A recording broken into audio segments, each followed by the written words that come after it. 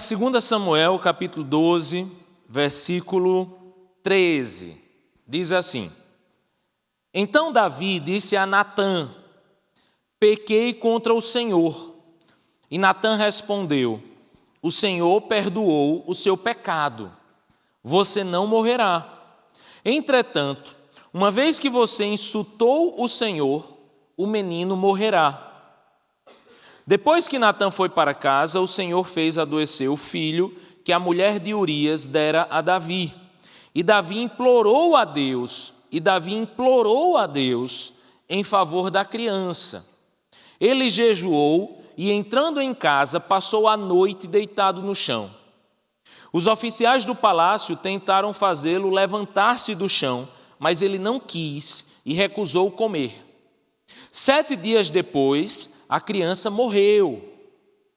Os conselheiros de Davi ficaram com medo de dizer-lhe que a criança estava morta e comentaram: Enquanto a criança ainda estava viva, falamos com ele e ele não quis escutar-nos. Como vamos dizer-lhe que a criança morreu? Ele poderá cometer alguma loucura. Davi, percebendo que seus conselheiros cochichavam entre si, compreendeu que a criança estava morta e perguntou: A criança morreu? Sim, morreu, responderam eles. Então Davi levantou-se do chão, lavou-se, perfumou-se e trocou de roupa. Depois entrou no santuário do Senhor e o adorou. E voltando ao palácio, pediu que lhe preparassem uma refeição e comeu. Seus conselheiros lhe perguntaram: Por que ages assim?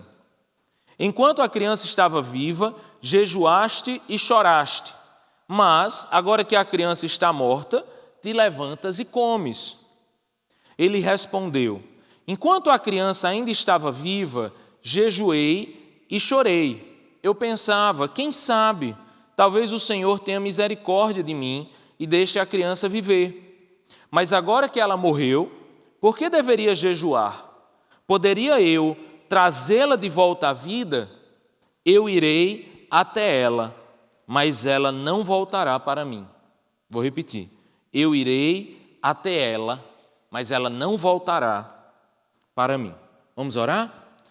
Senhor Jesus, louvado seja teu nome, ó Deus. Obrigado por esse momento, Senhor, esse momento de pregação da tua palavra, esse momento onde podemos aprender, ó Deus, sobre a tua palavra, ouvir a tua voz, entender, ó Deus, o que tu tens para nós. Esse tema, ó Deus, que é um tema tão difícil de se falar, mas que o Senhor possa trazer sabedoria a cada um de nós, que o Senhor possa abrir os nossos olhos, abrir os nossos ouvidos, nos fazer entender, ó Pai, o que tu tens para nós. Obrigado por tudo, obrigado pelo que já tivemos hoje de louvores, obrigado pela adoração, obrigado pela oração e obrigado agora pela palavra, Senhor. Fala conosco, é assim que nós te oramos e agradecemos por tudo em nome de Jesus. Amém. Gente, eu queria falar hoje sobre ainda Black Mirror, né? A última mensagem sobre o episódio de Black Mirror, mas eu queria fazer uma ligação com um filme que eu assisti essa semana, O Rei Leão. Vocês já assistiram O Rei Leão? Vocês já assistiram o novo Rei Leão? Novo Rei Leão. Pouca gente assistiu. O antigo Rei Leão, quem já assistiu? Quem nunca assistiu o Rei Leão na vida? Não, gente, pelo amor de Deus. Não, saia. Saia. Pelo amor de Deus. Como é que você nunca assistiu Rei Leão? Você sabe o que é Hakuna Matata? Como é que você vive sem saber isso? O rei. Eu queria juntar essas duas coisas e falar um pouquinho hoje. A nossa série não tem ilustrado com várias coisas, né? A gente tem ilustrado com Black Mirror, com outras coisas. Mas eu tenho usado biblicamente textos referentes à vida de Davi e de Saul. Em todas as mensagens que a gente falou, em todos os momentos em que a gente usou a ilustração do Black Mirror, eu não sei se você percebeu, mas a gente sempre estava diante de ciclos que precisam ser fechados, mas que a gente insiste em continuá-los, né? Então, a vida ela é uma vida cheia de limitações. Toda vida é uma vida cheia de limitações. E a tecnologia sempre surge para, de alguma forma, tentar estender essa vida. Então, se caçava com pau e pedra, se cria tecnologias que me permitam caçar e que me permita me proteger, e isso estende a minha vida. Então, remédios são desenvolvidos para que, de alguma forma, a minha vida possa se estender também. Então, a luta da tecnologia sempre foi permitir a longevidade, permitir a comodidade, permitir coisas que antigamente isso não seria possível. Então, a tecnologia sempre teve esse sonho de ir além. A Bíblia nos dá essa possibilidade. A Bíblia nos dá a ciência e o domínio sobre a natureza e sobre a tecnologia também. Então, nesse sentido, tecnologia é bênção, ciência é bênção. Tudo aquilo que surge para glorificar a Deus, tudo aquilo que surge da criação humana, da imagem e semelhança de Deus, tudo isso é bênção.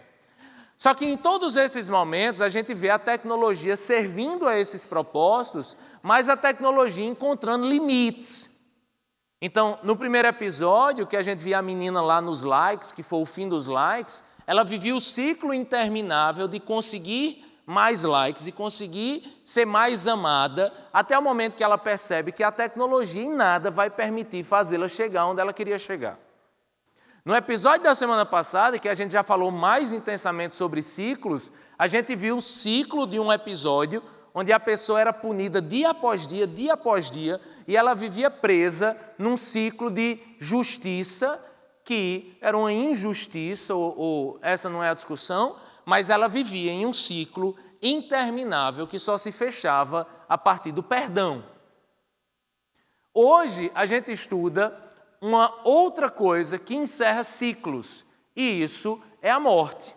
Só que a tecnologia, lógico, ela vem também como uma forma de nos fazer vencer aquilo que é o mal de toda a humanidade, aquilo que é o fim de toda a humanidade, de todas as pessoas que já existiram, né? É o fim que a morte nos proporciona. E a morte, por ser tão enigmática, sempre trouxe muitas coisas, muitas buscas, muitos segredos, e muitas pessoas buscam vencer a morte, lutar contra a morte, ou descobrir o que acontece depois da morte. Então a mensagem de hoje é sobre aquilo que encerra um ciclo, que é a morte, mas sobre aquilo que nos faz continuar preso a um ciclo, que é um luto que permanece. O episódio que a gente vai falar hoje, ele é exatamente sobre isso. O episódio é de um casal. O casal lá vai passar um tempo numa casa no campo. A gente percebe que o casal está meio desconectado, o cara vive na internet e tal, vive no celular. E aí ele chega em um determinado lugar, numa casa, e aí ele diz assim, olha, eu vou ali e volto já. Olha que coisa comum, né? Vou ali e volto já. Nisso ele sofre um acidente e morre. Ai, meu Deus, ainda bem que eu não passei nem aqui ao vivo agora. E aí, o cara morre, a mulher sofre todo o luto, mas descobre que estava grávida do cara. E aí, ela então recebe uma proposta de um aplicativo. Nesse aplicativo, ela consegue falar com o seu marido que morreu. Como? Uma inteligência artificial acessa todos os e-mails e todas as conversas do falecido, traça um padrão ali, cria uma nova inteligência e começa então a conversar com a mulher usando paradigmas de linguística retirados desse banco de dados. Está dando para entender? Hackeia, ele abre meu celular, vê a forma como eu respondo todas as perguntas, então ela consegue conversar e ter respostas criadas a partir dessa inteligência artificial.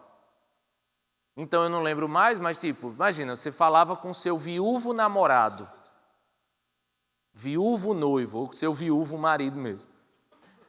Na verdade, viúvo é você, né?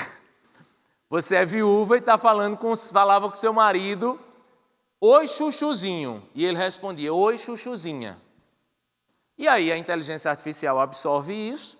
Quando você diz oi, chuchuzinho, o WhatsApp lhe responde oi, chuchuzinha. Imagina.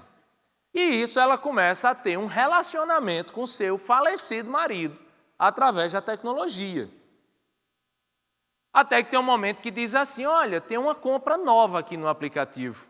Um detalhe novo. Você quer receber um upgrade aqui? o pacote premium, né? Ela diz, quero receber. O que é que ela recebe? Ela recebe o corpo, um corpo, com a mesma fisionomia do falecido marido, só que agora ele é como um robô que tem toda aquela inteligência artificial. E ela começa então a se relacionar com esse robô que é perfeito em sua aparência, em sua inteligência e tudo mais. E ela faz sexo com o robô, e aí vai essa coisa toda.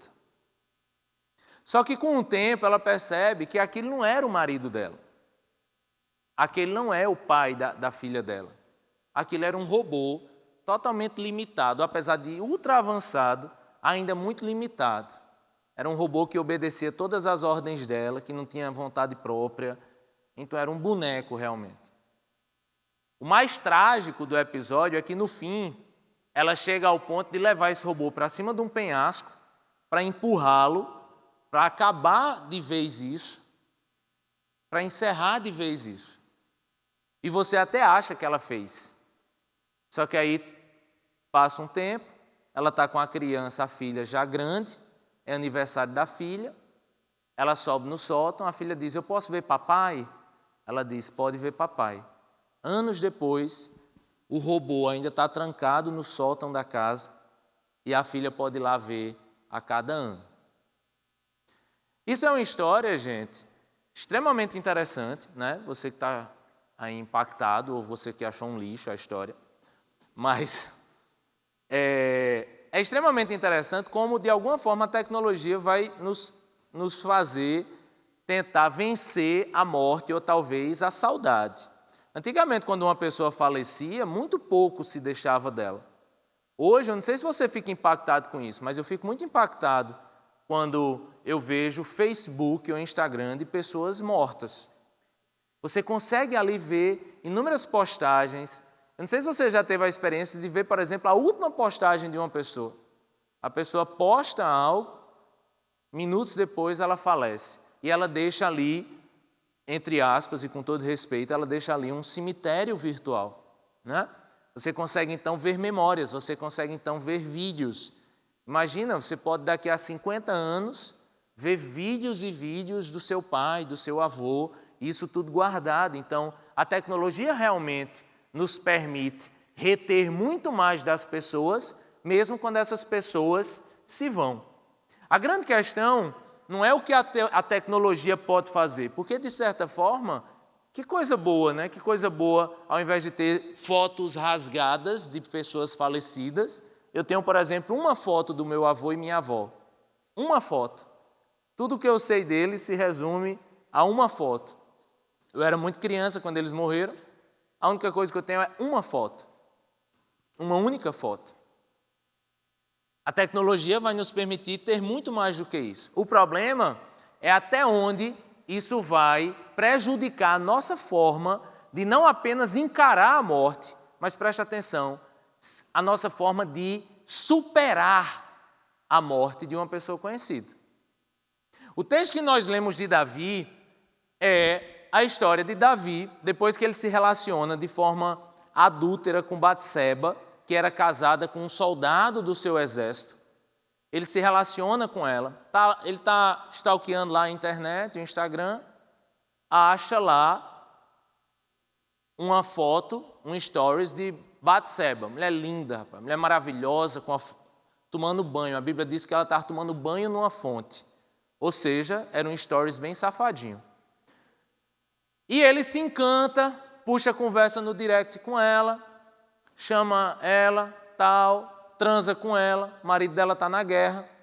Depois, ela manda um WhatsApp para ele, ei, estou grávida. Ele vai, manda um e-mail para o general, diz, general, traz o soldado. Faz com que o soldado tente dormir com a esposa, mas ele não dorme com a esposa, em honra ao exército que está lá servindo e morrendo. No final, ele dá uma ordem de colocar esse soldado em campo de batalha para que ele morra, e realmente ele morre. Quando ele morre, ele toma Batseba como sua esposa e tem um filho, o filho da relação adulterina, né? Ele tem esse filho.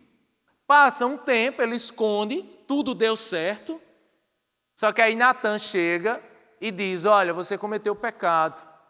E aí, a partir do texto que a gente leu, ele confessa que ele pecou diante do Senhor. Só qual é a resposta de Natan? Seu filho morrerá. E o que é que Davi faz como uma forma de tentar superar a morte, de tentar vencer a morte? Diz que, no versículo 15, Davi implorou a Deus em favor da criança. Ele jejuou e, entrando em casa, passou a noite deitado no chão. O que a gente percebe aqui é que Davi luta contra a morte do seu filho. Ele jejua, ele passa 7 dias, orando, jejuando e clamando pela vida do seu filho. E seu filho morre. Então você já percebeu que o tema de hoje é um tema meio pesado, né? Como encarar a morte é algo extremamente difícil. E eu nem quero começar a mensagem hoje, eu vou encerrar a mensagem hoje com Davi. Eu vou começar a mensagem hoje com Saul. Eu não vou mais ler o texto, mas eu vou lhe contar uma história de Saul. Está lá em 1 Samuel, capítulo 28. É talvez um dos textos mais enigmáticos das Escrituras. A Bíblia diz que Saul está tentando ouvir uma resposta de Deus. E Deus não fala com Saul. Então Saul procura uma médium, procura uma vidente, procura uma pessoa que invoca espíritos. Essas pessoas elas já tinham sido expulsas do reino de Israel. Por quê? Porque isso é contra a lei do Senhor. E aí o próprio Saul se disfarça e procura uma vidente dessa, procura uma médium dessa. Acha a mulher, entra escondido na casa da mulher. A mulher diz, o que é que você quer? Ela diz, eu quero que você chame uma pessoa que morreu. Quem tinha morrido, gente? Samuel tinha morrido. Vocês lembram de Samuel? Lembra que Samuel ungiu Saul, depois Samuel ungiu Davi. Samuel orientou Saul e Davi em muitos momentos, só que Samuel havia morrido. Como Samuel havia morrido, Saul queria um conselho de Samuel. Queria coisinha besta, né? E ele então vai atrás de uma mulher que invocasse o espírito de Samuel. Qual é a questão? A questão é que essa mulher invoca, ela percebe quem é que está falando com ela, percebe que é Saul, e, em tese, Samuel aparece ali em espírito para Saul. E diz uma coisa maravilhosa. Diz assim, você vai morrer, todo mundo na sua casa vai morrer e o exército de Israel vai perder todo para os filisteus. Buscar vencer a morte através da tecnologia é uma coisa, lógico, muito nova. Mas buscar vencer a morte através de invocar espíritos, aí isso é algo muito antigo. São muitas as religiões que falam dessa possibilidade de você poder invocar os mortos. Eu não gosto disso. Na verdade, eu fico já com medo de dormir sozinho. Eu que nunca queria nada que invocasse morto, né? Eu não queria, não. Saul faz com todo respeito, uma mesa branca ali, né? Invoca o espírito de uma pessoa morta e, em tese, Samuel aparece ali para Saul. Tiago, isso era o espírito de Samuel? Samuel realmente veio dos mortos? Se Samuel tiver vindo dos mortos, a Bíblia seria contraditória. E a gente tem um princípio da hermenêutica que todo texto, a Bíblia explica a própria Bíblia. A Bíblia interpreta a própria Bíblia, né? Então, você vai ver vários textos, como o texto de Hebreus dizer que depois que morre, logo vem o juízo. Você vai ver o texto de Lucas, o Evangelho de Lucas, quando tem a morte do homem rico e de Lázaro. Você vai ver ali Jesus dizer que existe uma distância muito grande entre o reino dos mortos e o reino dos vivos. Então você vai ver em muitos momentos na Bíblia se dizer que não existe essa possibilidade de um morto vir puxar seu pé. Um ex-namorado vir puxar seu pé, entendeu? Um avô quer lhe dar uma mensagem do além.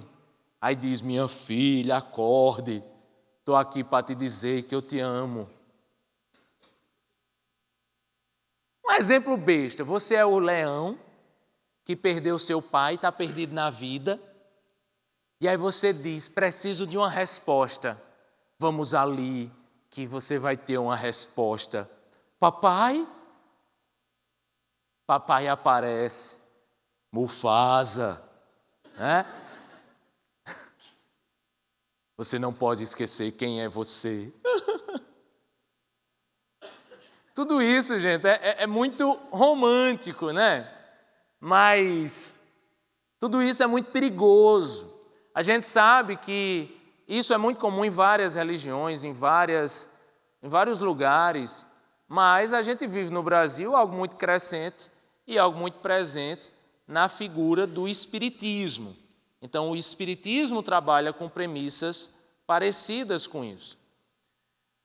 Com a ideia de comunicação com espíritos de luz e tudo mais, né? Tiago, então, quem apareceu para Saul? Se você ler o texto com atenção, você vai perceber que em nenhum momento se diz que quem apareceu foi Samuel. Em nenhum momento se diz que quem apareceu foi Samuel. Em nenhum momento diz que Samuel surgiu. Não, diz que apareceu um homem de luz, um anjo, alguma coisa assim, e diz que fez parecer que era Samuel. Então não era Samuel. Foi apenas algo que se pareceu com ele. Foi o que no Evangelho vai dizer que até demônios se disfarçam de anjos de luz para enganar as pessoas. Você vai ver a expressão, por exemplo, dizer que esse espírito de Samuel subiu. E aí pode parecer uma metáfora simples, mas em toda a Escritura fala que um anjo veio, ele desce, ele vem dos céus. Tudo que vem dos céus vem de cima para baixo. Ah, Tiago, quer dizer que o céu está em cima e o inferno está embaixo? Não, mas isso é a linguagem da Bíblia. A Bíblia sempre usa essa linguagem. E nesse texto diz que esse homem subiu. Subiu de onde? Subiu do inferno para a terra. Entendeu? Então, essa é a metáfora que sempre se usa nas Escrituras. Terceiro motivo, Deus não estava falando com Saul. Deus não estava falando de nenhuma forma com Saul. Então, qual a lógica de Deus querer falar com Saul da forma que ele proíbe que se fale, que é através de invocar os mortos? Então, a grande questão é, invocar os mortos é pecado, mas mais do que pecado, é impossível isso acontecer. Eu não tenho como me comunicar com os mortos. Existe uma distância gigante entre os vivos e os mortos e não é possível essa comunicação. Então, invocar os mortos é pecado e invocar os mortos é algo impossível de se acontecer. Isso é o que aconteceu, mas que, na verdade, Saul foi enganado por aquela mulher. E é por Saul estar enganado, tentando de alguma forma vencer a morte, que ele entra numa guerra louca com os filisteus e ele se mata nessa guerra. Ele é ferido e ele se mata com a própria espada. Quando a gente olha esse texto, quando a gente olha toda essa história, eu aprendo uma coisa, eu aprendo que Saul teve muitas oportunidades de buscar Samuel. Preste atenção. Saul teve muitas oportunidades de buscar Samuel. Saul podia ter pedido orientação de Samuel várias vezes. A gente falou aqui na primeira mensagem que Saul podia esperar Samuel para começar uma guerra. O que é que Saul fez? Saul sacrificou antes de Samuel chegar. Saul poderia buscar Samuel várias vezes, mas não buscou na hora que podia. Na verdade, desprezou na hora que podia. E aí Samuel falece. E depois de falecer, aí é que ele busca resolver alguma coisa. Mas sabe qual é o grande problema, gente? A morte é o fim dessa existência. A morte é o fim dessa existência. Nessa existência, nessa forma como a gente encara o mundo, a morte é o fim. E é o fim, e olhar para a morte e entender que é o fim, não é uma coisa de você olhar e se entristecer, e desfalecer, e se deprimir, e fazer algo insano. Não. Isso tem que nos fazer entender que a vida ela é cheia de raras oportunidades. Vamos repetir comigo, diga assim, a vida é cheia de raras oportunidades. Agora vamos dizer com a boca, a vida é cheia de raras oportunidades. A vida ela é preciosa, gente, e ela é maravilhosa exatamente nesse aspecto, porque ela é finita. Nós vivemos ainda em pecado, nós vivemos como consequência ainda nas garras de um pecado, salvos em Jesus, mas ainda aprisionados no pecado. E é por isso que a bênção é que essa vida, nessa esfera que a gente está vivendo, imerso ainda no pecado, isso vai passar. Isso é finito, isso vai acabar. A morte, então, ela não é o fim para a danação eterna, apenas para aqueles que não têm Jesus. A vida é o fim para um novo começo, de uma nova história em Jesus. Eu li um livro do Nathan Wilson, que eu gostei muito, ele se chama Morrer de Tanto Viver. Morrer de Tanto Viver. Esse livro é fantástico. Esse livro é fantástico, ele vai dizer o quanto morte é bênção. Bênção, e bênção no sentido de que eu consigo chegar até lá, e eu vou chegar até lá tendo aproveitado a vida. Joe pregou sobre esse livro, ele contou essa história, mas ela me marca muito, que ela lembra muito como é a minha vida hoje, cheia de menino. Diz que o Nathan Wilson, ele está no aeroporto, viajando com 4 meninos, um vomita, outro chora, sabe aquelas coisas? Esse dia eu estava em casa com Davi, com Bela, estava dando banho em Davi fez cocô na banheira, Bela caiu no chão, eu não tinha como tirar o menino estava tomando banho de bosta, eu não tinha como socorrer a menina, sabe, essas coisas engraçadas, aí você vai, tira a água do menino, o menino bate a cabeça na banheira, aí agora são os dois chorando, aí Daiane está ligando, o porteiro está chamando no interfone, sabe, essa doideira da vida, a vida é isso, né? Mas olha quantas oportunidades a vida nos oferece, olha quantas experiências a vida nos oferece, olha quantas oportunidades a vida nos oferece. A vida é cheia de raras oportunidades, e são raras porque elas são passageiras, e nós desconhecemos o dia que isso vai passar. As pessoas dizem, volto já, e não voltam. E isso é uma realidade, mas isso não é uma realidade para nos entristecer, porque nós vencemos essa carne e ressuscitaremos em Cristo. Então a morte é bênção, porque a morte é liberdade eterna. Agora a questão é que não é que eu vou morrer, é a forma que eu vou viver a minha vida, a forma como eu vou aproveitar a minha vida, para que eu não precise chegar na morte e tentar vencer a morte com qualquer subterfúgio. Quer seja a tecnologia, quer seja uma média, uma mesa branca, quer seja qualquer outra coisa. A morte é o fim, a morte é a separação, e isso é uma realidade. A questão é o tempo que eu aproveito com as pessoas. Quando surgiu a oportunidade de eu ir abrir uma igreja em Portugal, em Coimbra, fazer meu doutorado, tudo isso abriu muito meus olhos, aquilo brilhou meus olhos. Imagina, um patoense em Lisboa. Eu ia postar e dizer, olha, de Patos para Portugal, coisa linda, é maravilhosa. Aí eu pensei num negócio. Rapaz, é longe, viu? É longe que só. Sabia que é longe que só? Sabia que o mar é grande que só? Eu falei, rapaz, eu vou demorar para voltar, viu? Vai ser aquele negócio de ver meus pais de 6 em 6 meses, de ano em ano. Eu disse, rapaz, não vou não. Eu não fui. Você notou?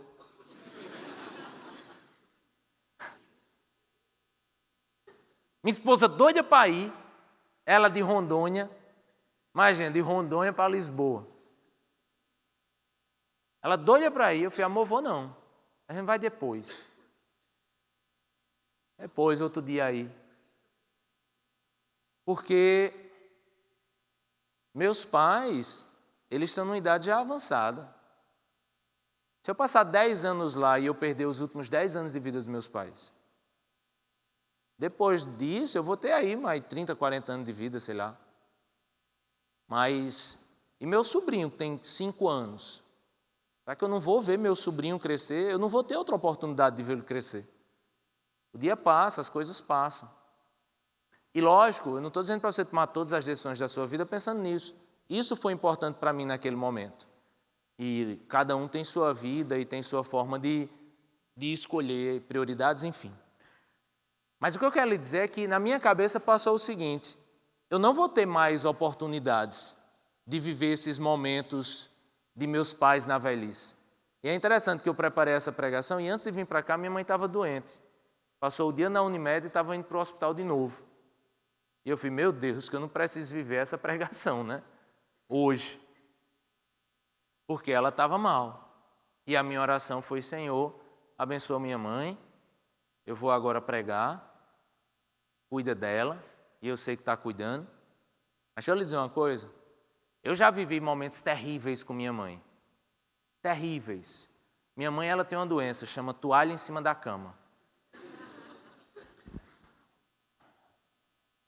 Como eu morei sozinho um tempo, no tempo da faculdade, quando minha mãe inventou de vir morar em João Pessoa com a gente, nenhum dos filhos aguentava mais a nossa mãe.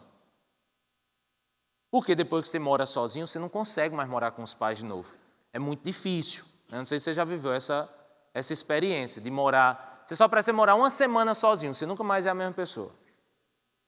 Depois que você encontra Jesus, ou a liberdade, você não consegue mais, é impossível. Vai dizer, mas o almoço de manhã, mas nada melhor do que eu nesse miojo na hora que eu quero. Né? Então foi muito difícil, eu vivi ali o meu momento pré-casamento com minha mãe, foi muito difícil, porque a gente brigava muito, mas era muito mesmo. Até o momento que eu li o livro Um Mês para Viver, aquilo mudou muito minha vida, porque ele falava de viver uma vida sem arrependimentos. E ele dizia assim, olha, imagina se sua mãe morre hoje, né? Eu li aquele livro daquela forma. Você teria arrependimentos? E eu pensei, meu Deus, sim, muitos arrependimentos. Muitos arrependimentos. Logicamente eu já era cristão, mas eu vejo pessoas que se arrependem daquilo que não fizeram em vida e procuram uma mesa branca para tentar pedir perdão, para tentar fugir do luto. O problema é que isso só nos aprisiona mais. A melhor coisa, gente, é viver hoje. É viver a vida hoje, é aproveitar o que Deus nos dá hoje, é viver essas oportunidades hoje. São raras as oportunidades. Essa semana eu tive a oportunidade de passar a manhã com meu pai, esperando a encomenda chegar. Pensa numa coisa maravilhosa, encomenda chegar. Ia chegar de 9 horas, chegou de 12h30. E o que é que eu fiz? Tive uma oportunidade rara de estar com meu pai. Falando de quê? Dos outros. De todo mundo que morreu e nasceu em Patos. Meu pai sabe a história de todo mundo. Meu pai, vulgo Jornal de Patos. Né? Ele mora hoje aqui em João Pessoa, mas ele sabe tudo o que acontece em Patos. Passei a manhã ouvindo as histórias de Patos, ouvindo as mesmas histórias do meu pai no exército, ouvindo as mesmas histórias do dia que ele quase morreu pegando fogo, a rede que ele pegou fogo. Sabe, oportunidade fantástica, gente. Nesses dias eu tive um final de semana que estava eu com minhas 2 irmãs, algo difícil de acontecer. Eu tenho uma irmã que mora hoje em Recife. A gente lá, um falando dos outros, contando os podres dos outros. Aí eu casado, né, minha irmã namorando. Minha irmã conta as histórias feias para minha esposa, para Dai. Eu conto as histórias de vergonha para o namorado da minha irmã, o tamanho do cocô dela. Irmão que é irmão, detona logo com um cocô do outro. Não ria não do que você sabe que é verdade. Sabe, você está no Natal, você está no Ano Novo, você pode estar ali com sua família. Eu não sei se eu estou noiado com isso, mas toda vez que eu tenho a oportunidade de comemorar o aniversário com meus pais, toda vez que eu vivencio um Dia das Mães, que eu vivencio um Dia dos Pais, eu digo, Deus, obrigado por essa oportunidade. Por quê, gente? Porque pode ser o último Dia dos Pais. Pode ser o último Dia das Mães. Mas se for, eu aproveitei essa rara oportunidade. Eu vivi sem arrependimentos. Eu não tenho que conversar com meus pais depois que eles morrerem. Na eternidade a gente conversa tudo. Eu não tenho nada devendo com eles. Eu não estou devendo nada a eles, eu não estou devendo nada a ninguém. Em termos de amor, em termos de relacionamento. Se a vida é uma vida cheia de raras oportunidades, a gente precisa aproveitar essas oportunidades. Aprender com as pessoas que a gente pode aprender. Saul podia ter aprendido com Salomão. Por que quis esperar a morte de Salomão para tentar aprender? Porque ele podia ter aprendido em vida. Salomão, eu estou dizendo Salomão, era Samuel, gente. É só para ver se vocês estão ligados, mas ninguém corrigiu. Então prestem atenção. Procurou Samuel, ele podia ter procurado Samuel para ouvir a voz de Deus várias vezes. Por que não procurou na hora que podia? Procurou depois que Samuel tinha morrido. Não adianta, gente. A morte é o fim dessa história. Ponto final. Não se fala com mortos, nada disso. Sabe o que é que me entristece? É porque Saul, em um ato de desespero, se suicida. E falar de suicídio, falar de morte, a gente precisa falar de suicídio. Eu não sei se você viu que aquele seriado 13 Razões Por Quê, ele mudou o final. Romantizou demais. Não mudou o final, a menina está viva não, viu? A menina continua morta.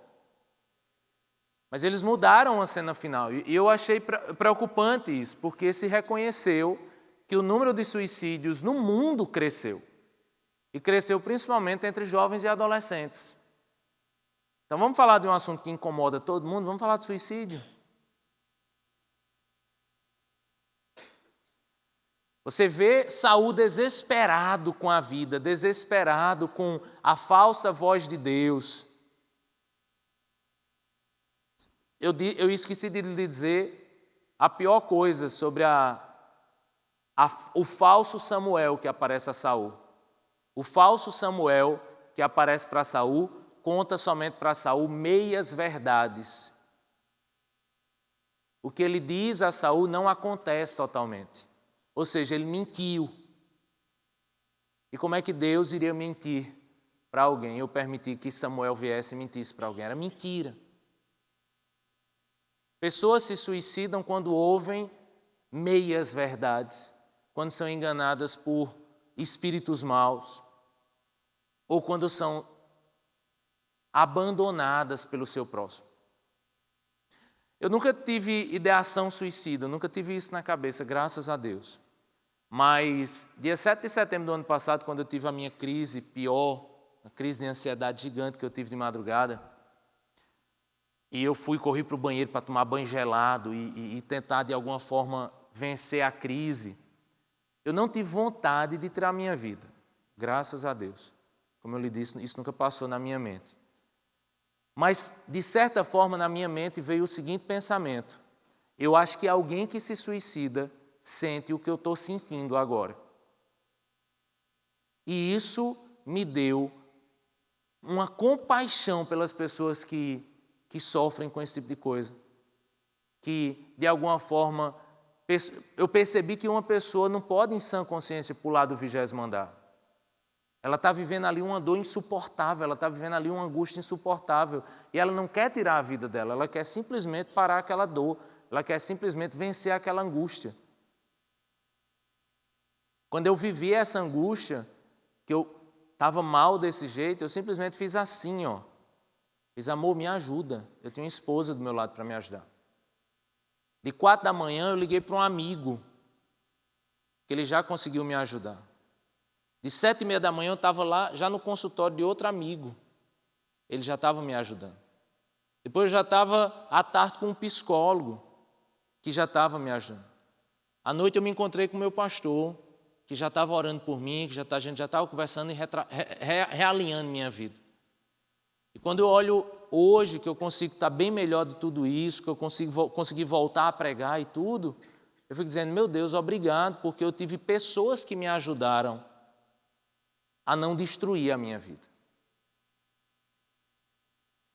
E eu fico pensando na quantidade de pessoas que hoje falam comigo pelo Instagram, falam comigo por WhatsApp e dizem: estou pensando em me matar, tentei me matar.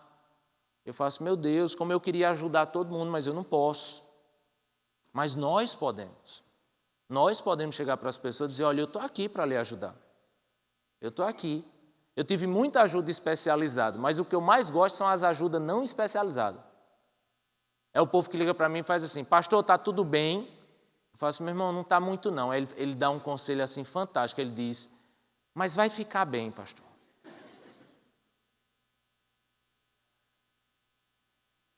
Aí, você está como, pastor? Eu estou triste. Aí a pessoa diz assim: não fica triste, pastor. Acho tão bonitinho. Serve de nada o conselho, né? Em tese, serve de nada. Mas é tão bom saber que tem pessoas que se preocupam com você. Mesmo quando o conselho não serve de nada. Mas a ligação serve. A presença ali de alguém serve. O contato com alguém serve. Esses dias teve uma jovem de outra cidade que tentou tirar a vida. E eu vi uma jovem da nossa igreja pegar um ônibus, viajar para um lugar que nunca viajou, andar de ônibus, eu não sei se chama rodoviário, né? Mas andar de ônibus rodoviário que nunca tinha andado, chegar numa menina que mal conhecia para aconselhar essa menina. E eu fiz: meu Deus do céu, me dá um coração desse. Me dá um coração disposto a amar alguém e a estar com ela em momentos tão difíceis, em momentos tão complexos. Saul não soube vencer a morte de Samuel. Saul não soube aproveitar as oportunidades que teve com Samuel e, no fim, Saul tirou a própria vida. Voltando para o texto de Davi, Davi estava diante ali da possível ou da iminente morte do seu filho. Depois que eu virei pai e que já convenci Dai de ter o terceiro, orem para que agora seja Goku. Eu não consigo mais ler um texto desse e ficar bem. Quando eu leio um texto desse, de Davi como consequência do seu pecado, ter a perda do seu filho recém-nascido, é muito difícil ler um negócio desse. Davi chora implorando a Deus para que a morte não venha sobre o seu filho. Mas sabe o que acontece? A morte veio para o filho dele. E ele estava tão mal, gente, tão mal, que os conselheiros de Davi não disseram para Davi que o filho dele tinha falecido, com medo do cara fazer uma loucura. De tão triste que ele estava com a iminente morte do seu filho. É interessante que a gente viu como Saul lidou com a morte de Samuel. Agora eu quero que você veja como Davi lida com a morte. Davi já tinha confessado seu pecado, mas ele recebeu a consequência do pecado, que foi a perda de seu filho. A Bíblia diz que Davi percebe que as pessoas estão cochichando atrás dele. E aí ele diz: meu filho morreu. E os conselheiros, com medo, dizem: sim, rei, seu filho morreu. O que é que Davi faz? Vai numa mesa branca, invoca o espírito do filho para tentar de alguma forma manter um laço com seu filho? Não. Ele vai, toma banho, senta na mesa e come. Isso foi tão constrangedor, a forma como Davi estava lidando com a morte do filho, foi tão gritante a diferença do homem 7 dias jejuando para o homem sentado na mesa, tomado banho e comendo, que as pessoas não entenderam como é que Davi estava lidando com a morte daquele jeito. As pessoas chegam então para Davi e dizem: olha, me explica uma coisa, você estava triste agora, porque seu filho morreu, você passou 7 dias chorando. Como é que agora, do nada, você descobre que ele morreu, e você vai, toma banho, come e fica desse jeito? O que é que Davi diz? O que é que Davi diz? Vamos ver? Versículo 22 do capítulo 12 de 2 Samuel. Ele respondeu: enquanto a criança estava viva, jejuei e orei.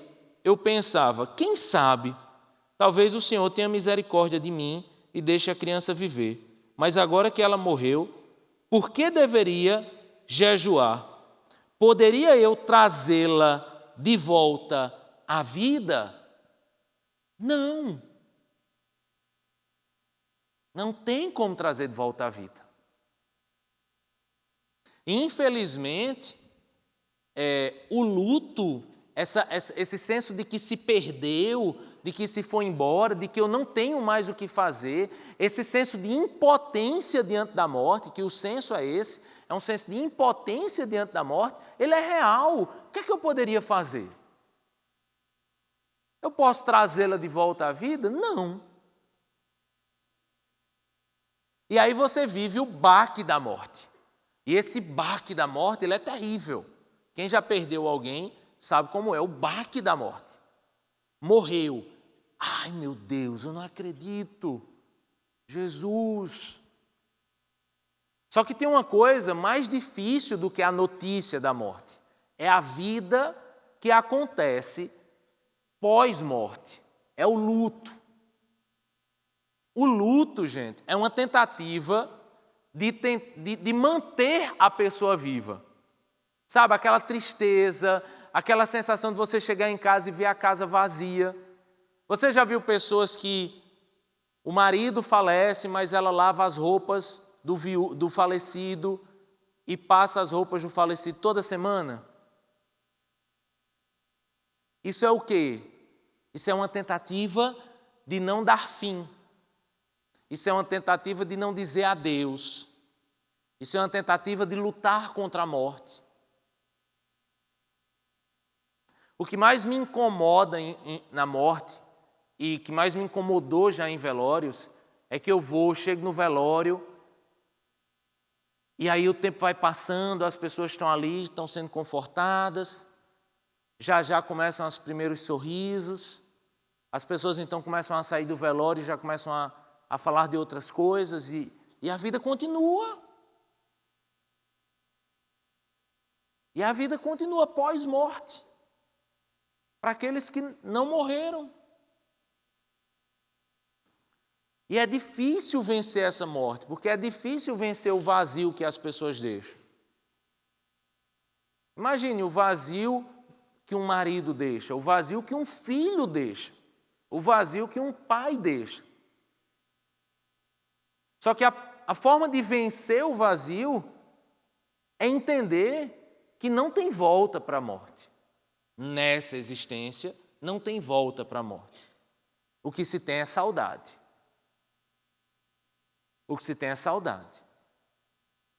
Você sabe quando uma pessoa desfaz o quarto de um pai, ou desfaz um quarto de um filho, falecidos, é quando ela realmente consegue superar, vencer, se desapegar. É muito difícil entender que a vida é um eterno desapegar-se. Você o tempo inteiro se apega a pessoas e sabe que precisa se desapegar dessas pessoas. E que uma hora elas vão e que eu preciso aproveitar então as raras oportunidades que Deus me dá. A vida então é uma vida de saudades. E saudade é um sentimento muito difícil de se viver. Tem uma música que eu gosto muito, que o nome dela é Saudade. Eu vou cantar. Me dá um ré. É assim. Saudade veio sem se convidar, e eu vou parar de cantar e ler. Saudade veio sem se convidar, veio sem pedir licença. Fez chorar quando um sorriso meu parecia tão seguro. Não conhece a diferença entre o rico e o pobre. Ela vem para qualquer um que saiba amar. Não é dor que se aprenda a lidar. Tem sempre a mesma força, o mesmo jeito de me machucar. Esconde-me em teus braços, Deus do amor, dono da alegria eterna, do sorriso, do abraço, dos encontros. Guarda-me, eu quero amar sem mais medo de sofrer, pertencer a um lugar onde a saudade não encontre o caminho.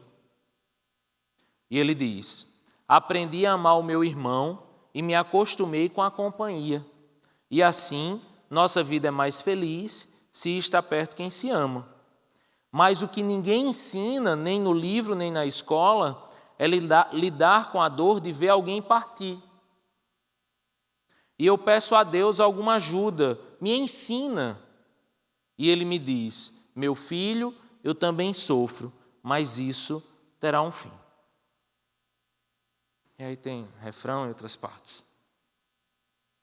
Lidar com a saudade é uma coisa muito difícil, porque a saudade, ela nos aprisiona. Existe uma saudade que é natural, mas existe uma saudade que nos aprisiona, existe uma saudade que não nos permite fechar ciclos, que nos prende ao passado, e essa saudade, ela é terrível. Eu fui assistir o Rei Leão, e eu vi já que muita gente não assistiu o Rei Leão, mas eu vou dar um spoiler. Deixa eu dar um spoiler. O filme é igual ao desenho, então não tem spoiler, tá certo? Ele tem meia hora a mais de filme, mas é o mesmo filme. Eu achei o filme belíssimo, gente. A Disney não ia refazer o Rei Leão e ia fazer qualquer coisa. Ele conseguiu ter uma tecnologia incrível de dar vida ali a animais, de tentar trazer expressões a animais e de deixar o desenho mais real possível. E parabéns à Disney, eles conseguiram deixar o filme absurdamente real. Parecia que estava filmando lá na Bica, lá no zoológico daqui de João Pessoa. Era incrível, assim, você olhava assim e dizia, não, isso não é um desenho, isso é um filme, né? Isso foi maravilhoso. Qual foi o problema? O desenho não era assim. O desenho de não sei quantos anos atrás, que eu esqueci o nome, o ano, o desenho que a gente se lembra, Leão ria.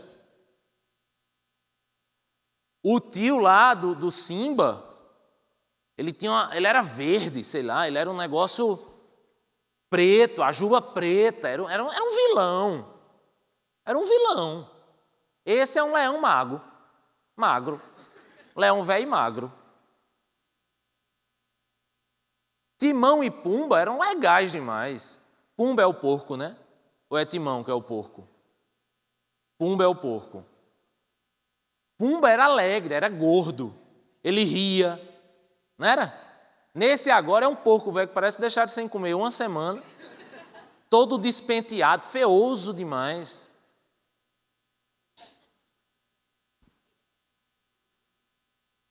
Eu achei muito defeito no Rei Leão novo. Muito defeito. Eles conseguiram deixar extremamente real, mas eles perderam a alegria, o traço, né? A estética, talvez, do que foi feito lá atrás. Mas o pior não é isso. O pior é que eu fui agora, em 2019, assistir o Rei Leão, que eu assisti sei lá quantos anos atrás. Eu fui assistir o mesmo. E eu assisti o mesmo, gente. É o mesmo filme. Oh, Nineia! E o sol vai nascendo, girafa, zebra. Tudo, era igual. Entendeu? A diferença é que eu tinha 2 meninos para cuidar na hora do filme. E que eu tinha que dar pipoca a um, dar leite para o outro.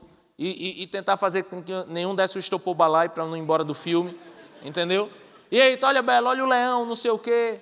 Aí o pai do leão morre, Bela chora. Aí Bela vem para o meu colo, não sai mais do meu colo. E eu tenho que ficar dando conta de Bela, Davi, Daiane chorando.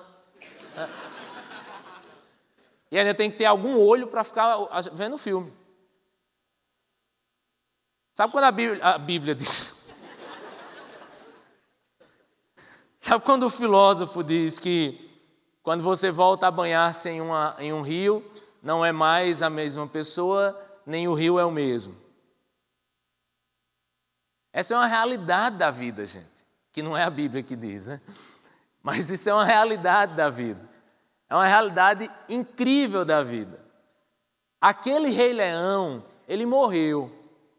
Aquele Rei Leão que eu assisti anos e anos atrás, ele morreu já. Porque aquele Tiago que assistiu já não existe. Já é outro Tiago. É outro Tiago assistindo um outro Rei Leão. E se esse outro Tiago for assistir o mesmo Rei Leão lá de trás, não vai ser a mesma coisa que foi anos atrás, que até álbum do Rei Leão eu colecionei. Chiclete do Rei Leão eu chupei. Bolsa do Rei Leão eu usei. Lápis do Rei Leão eu risquei. Eu virei um leão patoense. É diferente, gente. A gente não consegue mais viver o passado. O passado não volta. Deixa eu dizer isso para você de novo que eu gostei. O passado não volta. Saudade. A saudade, ela tem um quê de conforto, mas ela pode ser uma prisão. Uma prisão, você pode estar preso na saudade. Tem gente que é muito saudosista. Ah, o namorado que eu tive. Nunca mais vou ter. Vai não. Você não é mais a mesma. Você não é mais o mesmo. Você não vai arranjar a mesma pessoa de novo. Não vai, passou. Eu já falei isso. Eu escrevi no Todavia sobre isso. Eu fui a Patos e tudo de Patos é melhor. Para mim, na minha cabeça, nas minhas saudades, tudo de Patos é melhor. Tudo que você pensar, Patos é melhor. Pizza, eu ia comer essas pizzas aqui de R$70. Podia ser chique como foi, eu dizia, não chega perto da de Patos. Lá na Casa Itália, perto do Coreto 2. Pizza que eu comia todo domingo que eu saía da missa, ia com meu pai, minha mãe, minhas irmãs, furava os ketchup com palito. Meu pai cortava a pizza para mim, eu comia a melhor pizza do mundo. Tudo que você disser, Patos é melhor. Eu tenho isso na cabeça. E eu passei muito tempo sem ir em Patos, né? E voltei. Eu fiz, tudo que eu quero é comer aquela pizza. Aí fui comer aquela pizza. Quando eu fui em Washington, foi engraçado isso. Eu estava em Washington, do lado da Casa Branca, comendo uma pizza. E eu estava com 2 amigos, Daiane e Bela, e minha irmã. E quando eu comi a pizza, eles disseram, Tiago, tu gostou dessa pizza? Tiago, que pizza? Que pizza, essa pizza de Washington? Isso foi quando eu fui no aeroporto, eu já contei essa história.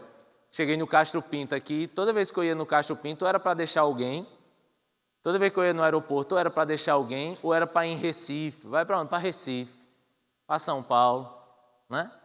Aí dessa vez eu cheguei, vai para onde? Para Washington. Acho que a mulher fez, oxe, não vai para lá daqui não, de João Pessoa. Tava lá, meu amigo, comendo a pizza, todo mundo assim, ó, se deliciando com a pizza, e eu assim, ó. Apimentada. Povo, meu Deus, que pizza gostosa. E aí, Tiago, eu fiz a de Patos, ó. Muito melhor. Até que eu fui em Patos, fui comer a pizza. O ambiente não me permite expressar o que eu senti quando eu comi essa pizza. Mas se eu pudesse dizer sem constrangê-los, eu diria que é uma bosta a pizza de lá. Que pizza ruim, gente. Que pizza ruim. Dura. Catupiry de quinta. Entendeu? Meu Deus do céu. Aí quando eu comi a danada da pizza de novo, meu Deus do céu, era o mesmo lugar, era o mesmo garçom. E eu fiz, e essa pizza, garçom, ele fez, tá muito melhor, né? Eu fiz, meu Deus.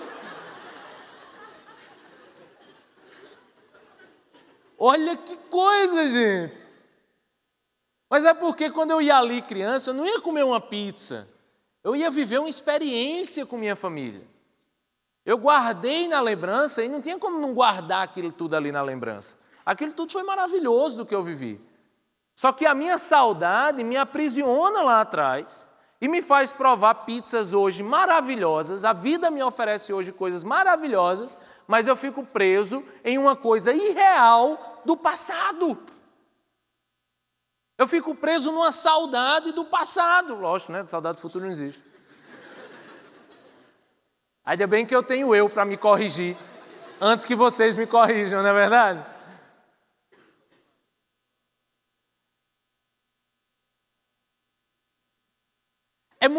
É tão injusto isso que é uma concorrência desleal. Concorrer com o passado é desleal, gente. É desleal. Eu nunca vou amar como eu amei meu primeiro namorado. Lógico, você nunca esquece quando dá o primeiro beijo. É uma droga, língua bate no nariz, sabe? Vem um pedaço de pipoca dentro, sabe? Você não sabe o que é que faz, se agarra a língua, se agarra os dentes, aí dente bate com dente. É aquela coisa sem lógica, você sai e diz, como é que foi o primeiro beijo? Maravilhoso! Lógico que foi maravilhoso, foi o primeiro.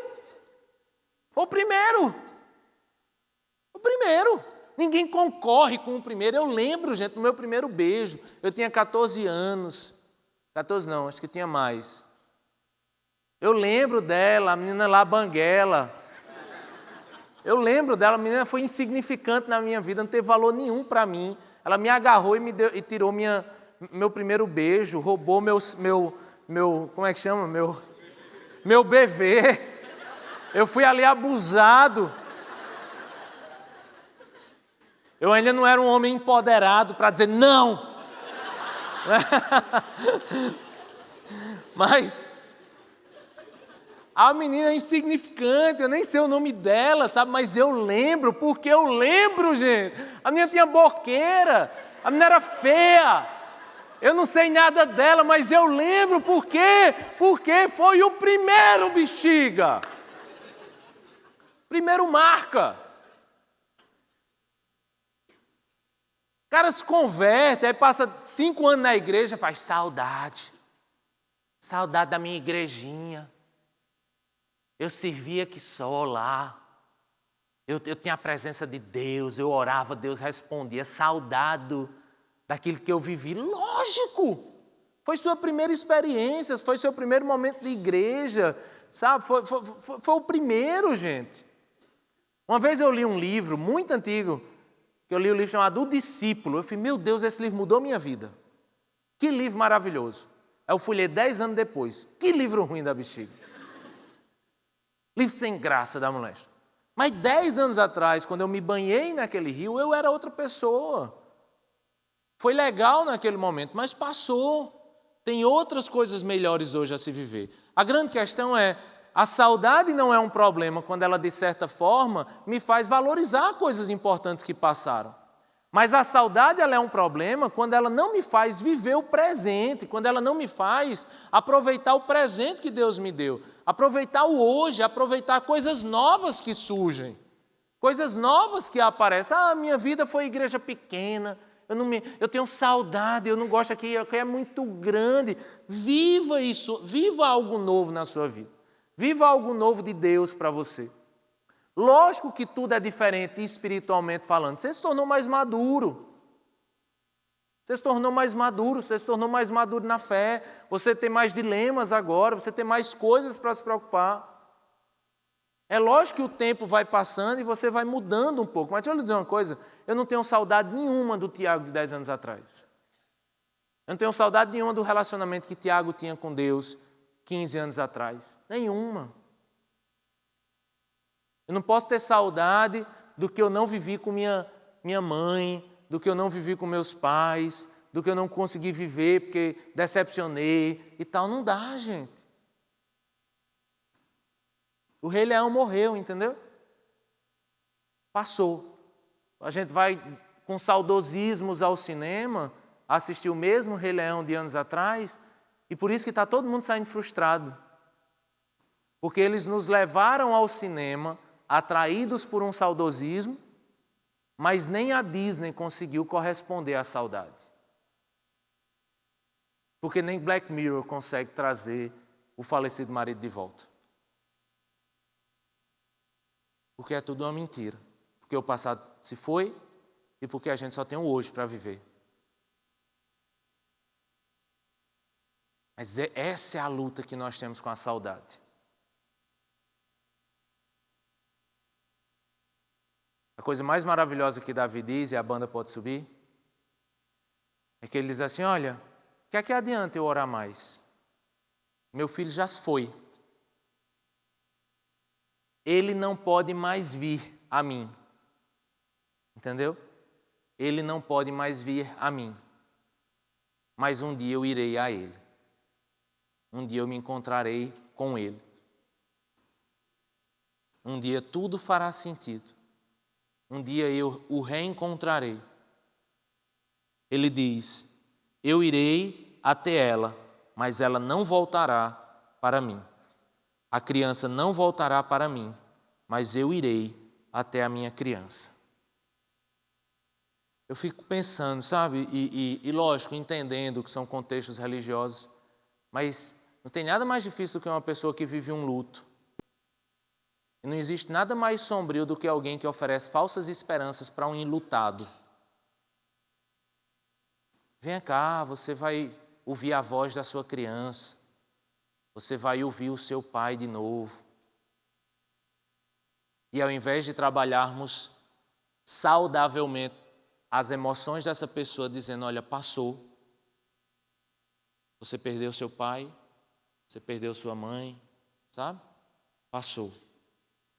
Ele não volta. Mas olhe, um dia você vai. Um dia você o reencontrará. Não mais nessa vida, mas na eternidade, no paraíso. Eu queria que vocês ouvissem essa canção que se chama Paraíso. Quando eu vejo religiões que pregam a reencarnação, né, e esse ciclo sem fim, eu fico pensando que são religiões que não me dão muita esperança. Você vai, mas você volta. Depois você vai de novo e você volta. E você paga pelos seus erros e volta. Enfim, você vive a morte e ela é só mais um passo para um infinito que não chega. Né? Mas o cristianismo não. O cristianismo ele oferece uma palavra que nenhuma outra religião oferece. Ela oferece esperança. Ela oferece uma verdade que me faz entender a triste realidade da morte, mas a esperança de uma vida eterna. Eu não sei quantas pessoas você perdeu na vida, mas eu sei que você perderá muitas ainda. E todos nós sabemos disso. Nós só não vivemos de acordo com o que pensamos. Nós só muitas vezes não vivemos de acordo com aquilo que nós sabemos. Davi chorou a morte do seu filho, mas Davi disse uma das verdades mais profundas diante da morte: meu filho não vem mais para mim, mas eu vou a ele. E essa é a esperança. Essa é a esperança que nós temos em Jesus. Essa é a esperança que nós temos na vida eterna, que há em Jesus. Se temos Jesus como Senhor e Salvador, nós temos aquele que consegue vencer a morte. A tecnologia e o Black Mirror que for, ele nunca vai vencer a morte. Ele pode até retardar, ele pode até me iludir, ele pode até me deixar preso à falsa realidade ou a meias verdades, mas só Jesus me faz vencer a morte e me faz encontrar a vida eterna. E é maravilhoso falar sobre isso porque é Jesus que encerra o ciclo. É Jesus que nos permite vencer ciclos que não se fecham, como eu falei semana passada, e nos permite avançar além da saudade. Jesus nos chama para viver além da saudade.